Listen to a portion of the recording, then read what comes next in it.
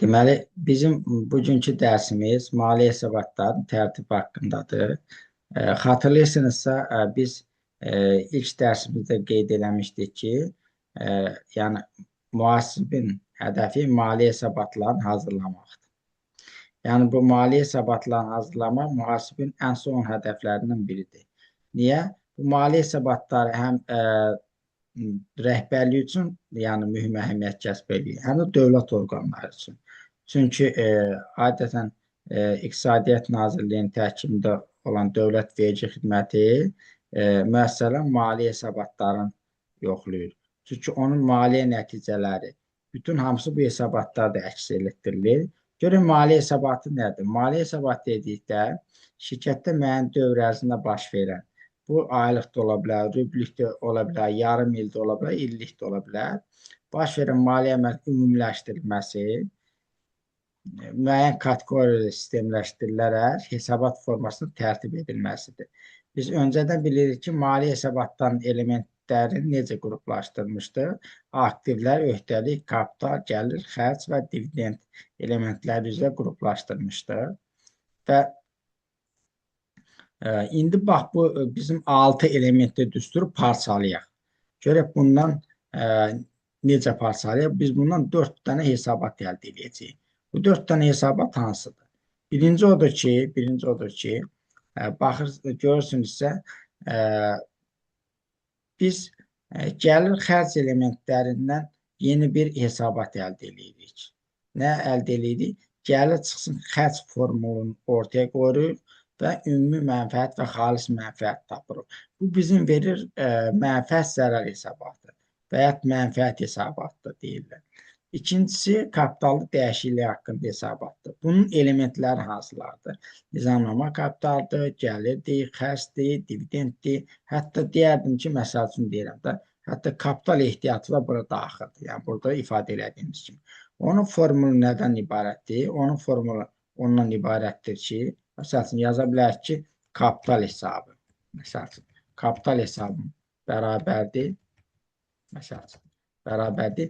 Nizamlama kapitalı üstəcək məsələn kapital ehtiyat və ehtiyat kapitalı üstəcək xalis mənfəət çıxdı dividend. Fikir verdiniz, mən burada xalis mənfəəti qırmızı ilə işarə eləmişəm. Bu nə deməkdir? Bu deməkdir ki, biz mənfəət zərər haqqında hesabatdan gəlirdən çıxdıqdan sonra aldığımız nəticəni bunu götürüb yazırıq kapitalda dəyişiklik haqqında hesabata. Gördünüz, ilk anda bu həm də bizə göstərir ki, biz ilk öncə mənfəət zərər haqqında hesabatı tapmalıyıq. Oradakı nəticəni götürüb bu xalis mənfəət hissəsinin nəticəsini götürüb bura yazmalıyıq. Fikir verdinizsə, xalis mənfəətdən dividend də çıxırıq. Çünki demişdik ki, gəlirdən xərc çıxıb mənfəət qalır və ondan da dividend çıxanda bizə verdi xalis mənfəət. Və dividend də çıxdıqdan sonra bölüşdürülməmiş mənfəətimiz qalacaqdır. Bir də maliyyə vəziyyəti hesabatı. Buna maliyyə vəziyyəti hesabatı deyirlər və ən populyar adına balans hesabatı deyirlər. Niyə balans hesabatı deyirlər? Çünki göründüyü kimi aktivlər bərabər öhdəlik plus kapital. Yəni bunun formulu, düsturu bundan ibarətdir.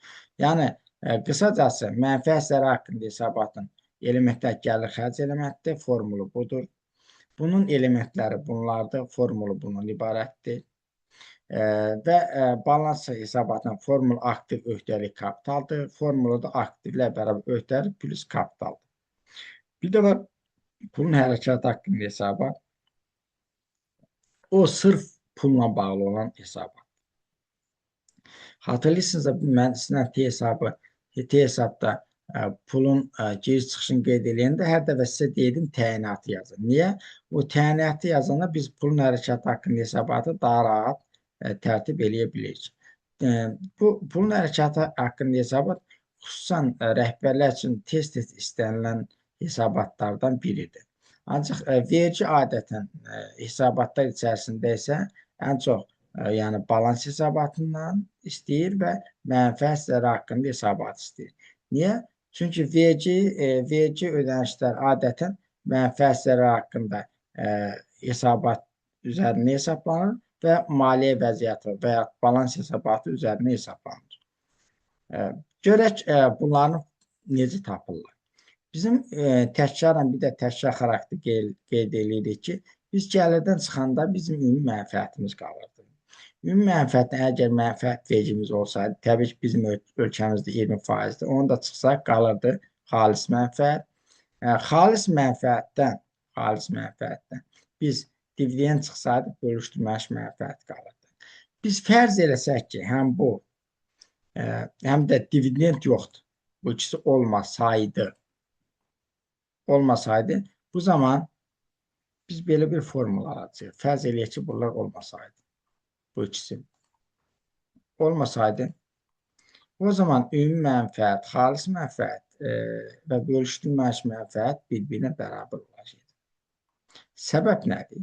Səbəb ondan ibarətdir ki, yəni olmaması nə demək? Yəni mənfəət vericisi də sıfır, dividend də sıfırdırsa, bu demək ümumi mənfəət də xalis mənfəətə bərabərdir, o da bölüşdürülmüş mənfəətə bərabərdir. Burada mənfəət vericisi və dividend olmadığı halda bu cürdür. Yəni fikir versiniz və burada. Yəni üstünü silirik. Onda nə olur? Ümumi mənfəət xalis mənfəətə bərabər. Yəni sıfır hesab edilsə. Fərz edək ki, vergi ödəməli deyil. Zərərlə çıxır məsəl. Və ya başa-baş çıxır. Yəni heç bir yəni gəlirlər də, xərclər də bərabər olur. Tam tərsinə dividend demək gəlirlərlə xərclər bərabər olubsa, nə olacaq? Bu zaman dividend də olmayacaq. Niyə? Dividend xalis mənfəət, xalis mənfəət yoxdur. Sıfır çıxır. Bu zaman xalis mənfəət olmadı, xalis mənfəət də bölüşdürülmüş mənfəətə bərabər olacaq. Deməli, biz əldə edirik ki, əgər mənfəət vericisi dividend olmadıqda, bu zaman ümumi mənfəətdə xalis mənfəət, bölüşdürülmüş mənfəət eyni anlayış hesab edilir. Yəni ümumi mənfəət xalis mənfəətə bərabər, o da bölüşdürülmüş mənfəətə bərabər olur. İndi biz keçək bunun bir hesabat formasına. Biz bunun əsas meyarları, əsas mexanizmi izah edirik. Görək bunun hesabat formasında necə olur? Göründüyü kimi mənfəət əsəri haqqında hesabatın düsturu necədir? Düsturu belədir ki, ümumi mənfəət bərabər gəlir çıxsın xərc. Demək, gəlir çıxsın xərc düsturu üzərindədir. Yəni gəlirin xərc elementləri üzərində. Fərz eləsək ki, maldan gəlirimiz 1000 manatdır, xidmətdən gəlirimiz 2000 manatdır. Cəmi gəlirimiz olur 3000 manat.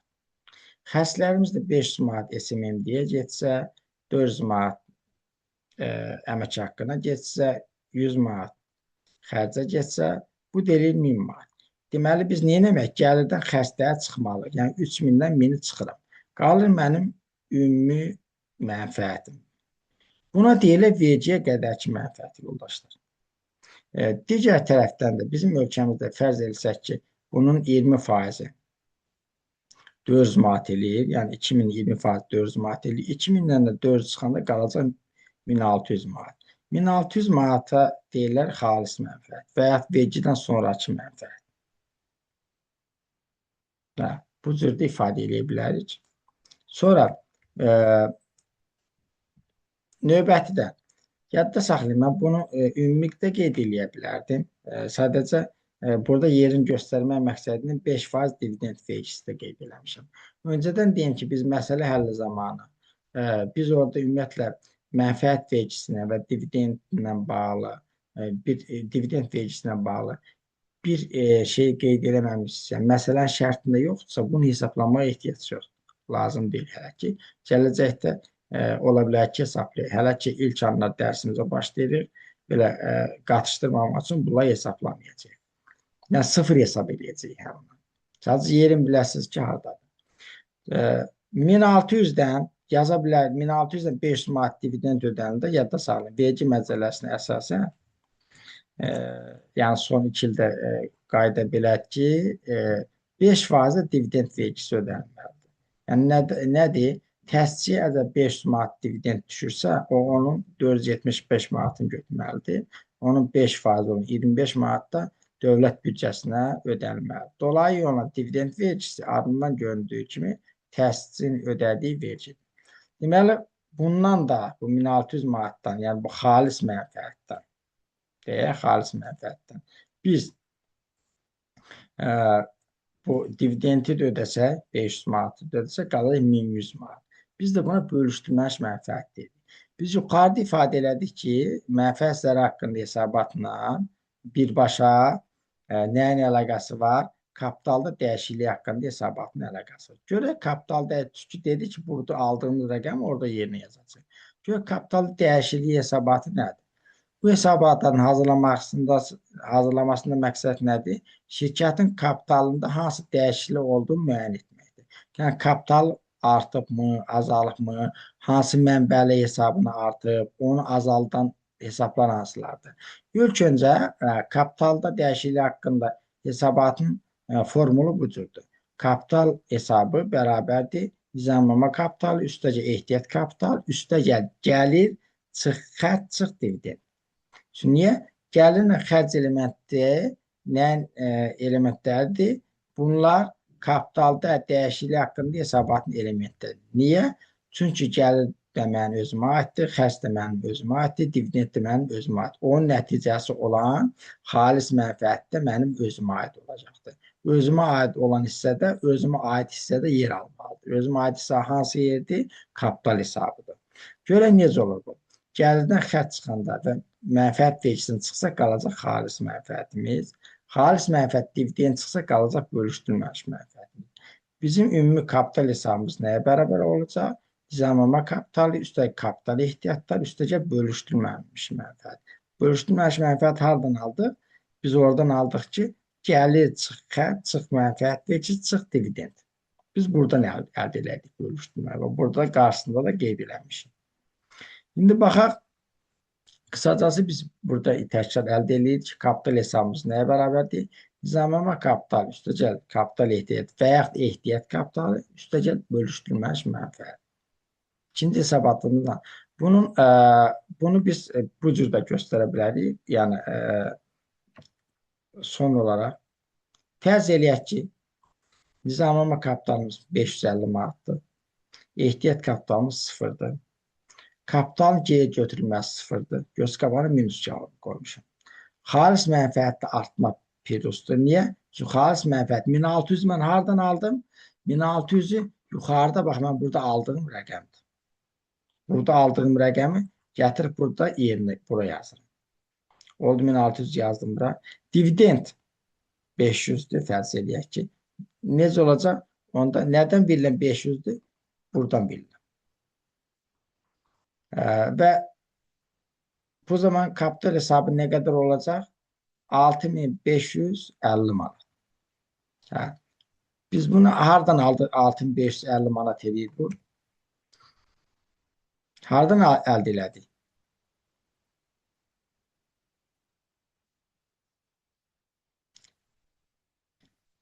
Yoldaşlar, biz hardan əldə elədik 6550 manat? Biz burada, bax, görürsünüz, bax burada. 5500 6550 bərabərdir. 5550 üstəcə bu ehtiyat kapital mələki 0. Üstədə ehtiyat kapitalı. Kapitalın geri götürülməsi yoxdur. Biznesdən, yəni öz kapitalın 0, onun görə çıx 0 olur. Xalis mənfəət üzərinə gəlir, olur 1600. Çıxılsın 500. 1600-dən 500'ə çıxanda 1100 qalır. 1100 də yəni 5550'nin üstünə gələndə eləyir 6550 manat. Burada da fikir verdiyiniz ki, bölüşdürülməmiş mənfəət nə deməkdir? Xalis mənfəət çıxsın dividend. Yəni 1600 çıxsın 500. Bu deyilir 1100 manat. Nə aldıq bizdə? Biz bölüşdürülməmiş mənfəəti biz aldıq 1100 manat. Bu bölüşdürülməmiş mənfəət var yoldaşlar. Bu rəqəmi də aparıb növbəti hesabatda yerinə yazacaq. Hansı hesabatda? Balans hesabatında. Görək balans hesabatımız necə olur? Bizim balans hesabatımızın ilkin strukturu bu cürdür. Niyə balans hesabatı? Bunlar hər zaman tarazlıq alınır. Düsturumuz necədir? Aktivlər bərabər öhdəlik plus kapital. Yəni cəmi aktivlər cəmi öhdəliklərin kapitalın cəminə bərabər olmalıdır. 10600. 10600 hansı? Bunlar toplayanda bizə 10600 verir. Bunlar toplayanda 3950. Bu ikisini toplayanda 6650 edir. 6650'nin də 3950'ni toplayanda bu da nə qədər eləyir? O deyir 10.600. Yəni nə olur? 10.600 bərabərdir 3950 üstə gəl 6650. 1100'ü hardan aldıq? 1100'ü aldığımız rəqəm burada aldığımız rəqəmdir. İndi mən bunu ümumən dərs üzərində sizə izah elədim. İndi mən keçən dəfə bir məsələmizdə qalmışdıq. Orada sınaq balansında qalmışdıq. İndi onun üzərindən davam edəcəyik. İndi baxaq həmin məsələmizə. Məsələmizdə öncədən bizə nə lazımdır? Öncədən. Bu bizim sınaq balansıdır. Sınaq balansıdır. Biz sınaq balansından sonra maliyyə hesabatını tərtib eləmək lazımdır. Maliyyə hesabatını tərtib eləmək. Maliyyə hesabatının xüsusiyyətinə. Gördünüz, burada debit kreditlər var. Maliyyə hesabatının xüsusiyyəti nədir? Maliyyə hesabatında debit kredit anlayışı yoxdur. Məbləğ anlayışı var. Yəni orada debit kredit yoxdur artıq. Niyə? Elə bizim hədəfimiz məbləği almaq üçün lazım. Debit kredit nədir? Artma və azalmanı göstərmək üçün. Artıq biz artma və azalmanı mərhələni keçmişik. Sınaq balansında da son nəticələri almışıq. Artıq biz maliyyə hesabatında sırf məbləği qeyd edəcəyik. Debit kredit anlayışı harada oldu? Əməliyyat jurnalında, hesabda və sınaq balansında. İndi baxaq, bu dərsdə qeyd elədiklərimizi bu məsələ üzərindən təkrarən praktik edək. Biz bilirik ki, təkrarən bu bizim maliyyə hesabatımızın bir formasıdır. Baxırıq, formulumuz nədir? Gəlir çıxsın xərc.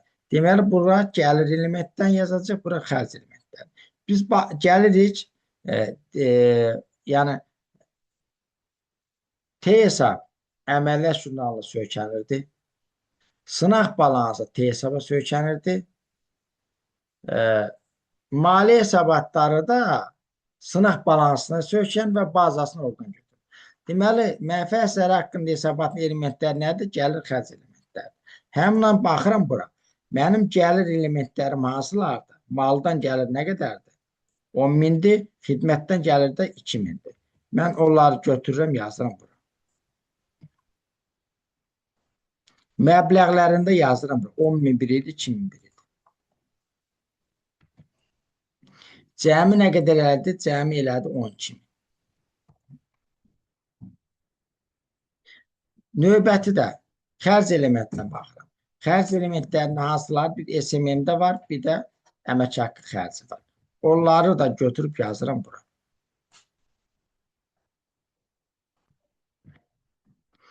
Cəmi xərclərim nə qədər eləyir? Cəmi xərclərim 5.000 eləyir. 12.000-dən 5.000 çıxanda nə qədər qalır? 7.000. Artıq burada mənfəət vericisi məsələnin şərtinə yoxdur, 0 hesab edirəm. Bu zaman 0 hesab elədim, yəni 7.000 çıxsın 0, bu demək ki, mənim xalis mənfəətimdə 7.000 verir. Yəni bölüşdürülməmiş mənfəət xalis mənfəətimə bərabərdir. Biz dedik ki, buradakı rəqəmin kapitalda dəyişiklik hesabatı ilə əlaqəsi var. Baxıram kapitalda dəyişiklik hesabatımıza. Element hansıdır? Nizamlama kapitalı. Nizamlama kapitalı hansısa kapital hesabı. Gəlirəm bura. Baxıram kapital hesabı. Nə qədərdir? 5.000'dir. Götürürəm, yazıram bura. Ehtiyat kapitalım yoxdur. Kapitalın geri götürülməsi də yoxdur. Hesabat dövrünün xalis mənfəəti. Hesabat dövrü bu 7 mi var ha yoldaşlar?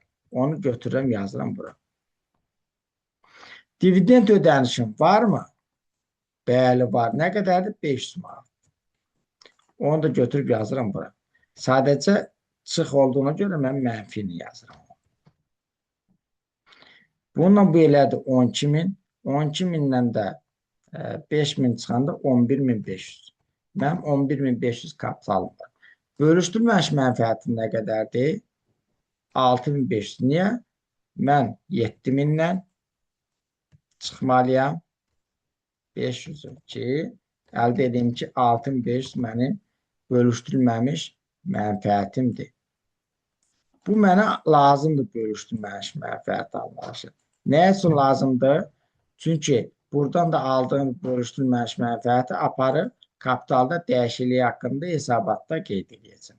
İndi açırıq, üzr istəyirəm, balans hesabatına qeyd edəcəm. İndi baxaq, bu bizim balans hesabatıdır, yoldaşlar. Yenə baxırıq, aktivlər, elementlər hansılar balans hesabı? Aktiv, öhdəlik, kapital. İlk üçlükdə olan elementlər. Bunları kopyalıyıram. Yəni olduğu kimi götürüb tərtib edirəm, yapışdırıram bura.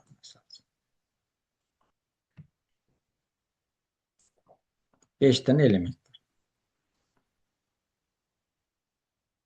6 dənədir bəli.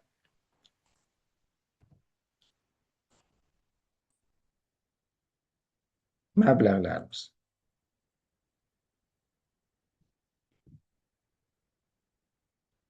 Biz indi baxaq görək bizim cəmi, yəni aktivlərimiz nə qədər eləyir. Baxaq. 40.500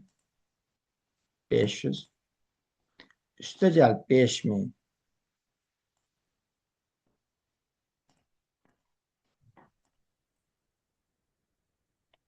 üstə gəl 5.500 üstə gəl 6.500 üstə gəl 500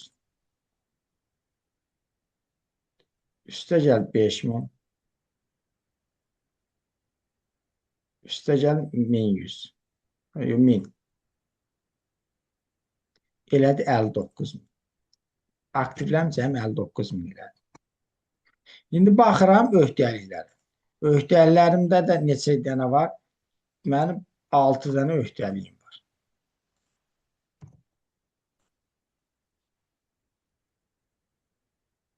6 dənə öhdəliyim. Bunlar mənim öhdəliklərim.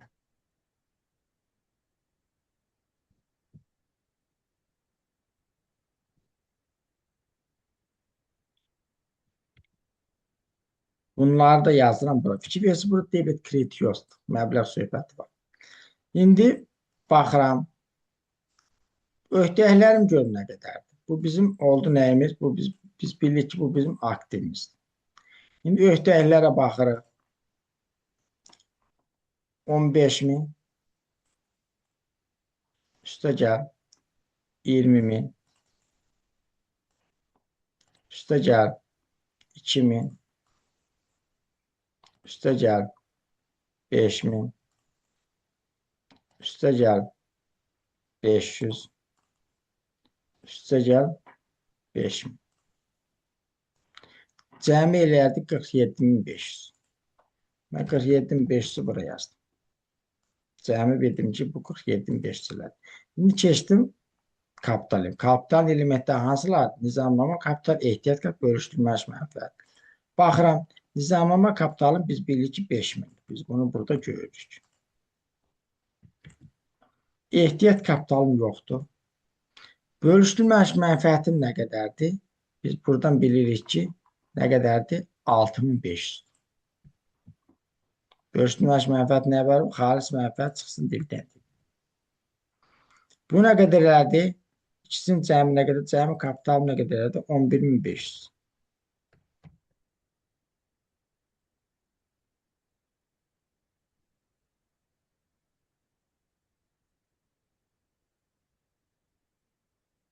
Cəmi mənim öhdəlik və kapitallarım nə qədər elədi? Biz öhdəliyimiz bildik 47.500 idi. Cəmi kapitalda aldıq 11.500. Üstə gəl 11.500. O da elədi 59.000. Gördünüz, biz 59.000'ə bərabərdir. Nədən bildik? Yəni bu cəmi aktivlərimiz düsturumuzla bərabər oldu. 47.500 üstə gəl 11.500. O da elədi 59.000. 59.000 bərabərdir. Biz burada sınaq balansında bir səhvimiz olsaydı burada balans alınmayacaqdı. Ona görə də ilk öncə bura baxmaq lazım, bərabər olsun. Bu bir. Hətta elə ola bilər ki, burada bərabər ola bilər, təsadüfən. Ancaq burada bərabər olmaya bilər. Bu da mümkündür. İndi keçdik pulun hərəkatı haqqında hesab. Bunun mən T hesabını burada qoymuşam. Fikir versiniz ki, bu bizim T hesabımızdır. Bu bizə lazımdır. Bu hissə bizə yadda saxlayın. Bu hissə. Mədaxil, debet isə mədaxil hissəni göstərir. Kredit isə məxaric hissəni. Yəni bu giriş hissəni, bu da çıxış hissəni. Hə? 1, 2, 3, 4, 5, 6 dənə, 6 yerdən mənə pul daxil olur. 4 yerdən də pul çıxıb. Mən 6 yerə bunları yazıram. Və bilirəm ki, bunun 5.000 nizamnamə kapitaldır. 15.000 təsisçi borcudur. 20.000 bank kredit. Yəni siz bunun yanında yazmağından öncədən bu hesabatı avtomatik əldə etmiş hesab edilirsiniz. Sonra xərc bunun digər hissəsi hansı idi? Çıxış istiqamətidir. Burada 4 dənə çıxış istiqaməti olur. Mal alışıdır 4.000. Əmək haqqı ödənişidir. Verilmiş borcdur.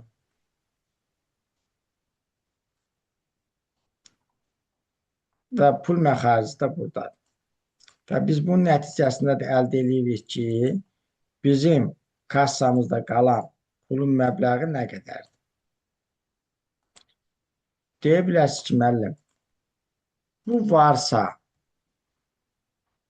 buna nə ehtiyac var? Bu hesabat deyil, bu bir. İkincisi, rəhbər deyər mənim bundan başım çıxmır. Zəhmət olmaz bunu bu cür tərtib elər. Bu iki. Banklar adətən bunu hesabat formasını istəyə bilər. Bu üç.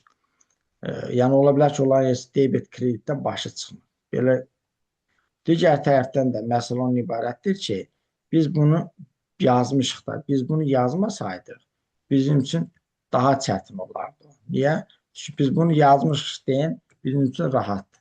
Nədən rahatdır? Biz bilirik ki, bizim pul girişimiz 47.000'dir. Buradan bilirik, cəm bunların cəm 47.000'dir. 6.500'də buradan çıxanda bilirik ki, bizim əlimizdə olan cəmi pul 40.500. Yaddasan, bu hesabatda nələr qeyd olunur? Pulun hərəkatı haqqında. Bu sırf pulun giriş çıxışı ilə bağlıdır. Siz burada debitor borcu görə bilməzsiniz. Amortizasiyan görə bilməzsiniz. SMM'dən görə bilməzsiniz. Niyə? Fikir verirsiniz, bunların birbaşı puldur. Nizamnamə kapitalının birbaşı puldur. Təhsil borcunun birbaşı puldur. Bank kreditin birbaşı puldur. Almış hamısının və yaxud çıxışda mal elə bil almırsan, demək pul verib almışsan. Əmək haqqı üçün pul vermirsən. Kiməsə borc verəndə pul vermirsən. Yəni dividend ödənişindən pul vermirsən. Yəni məxaric çıxış başqa bir anlayışdır, xərc başqa bir anlayışdır. Yenə deyirəm, debitor borcu burada görə bilməzsən. Amortizasiya xərcini görə bilməzsən. SMM-dən görə bilməzsən.